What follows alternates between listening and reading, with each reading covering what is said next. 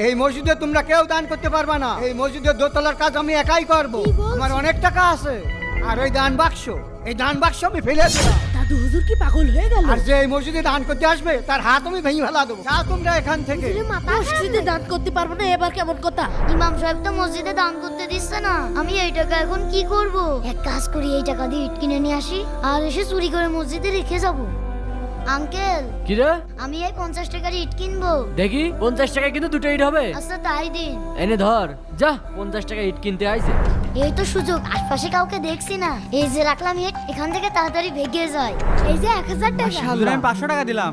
জাযাকাল্লাহ। আরে, এই দিন 20 টাকা। খুব ভালো। ইমাম সাহেব দাঁড়ান। আপনি তো বললেন মসজিদের জন্য কারোর অনুদান দিবেন না, তাহলে আজকে নিচ্ছেন কেন? তাহলে শোনো, সেদিন তোমাদেরকে তাড়িয়ে দিয়ে আমি রাত্রি ঘুমাইছিলাম, স্বপ্নে দেখলাম তুমি গোপনে দান করার কারণে আল্লাহ তোমাকে অনেক সম্মানিত করেছে। আল্লাহ তাআলা তোমার দানকেই বেশি পছন্দ করেছে। অথচ আমি অহংকারে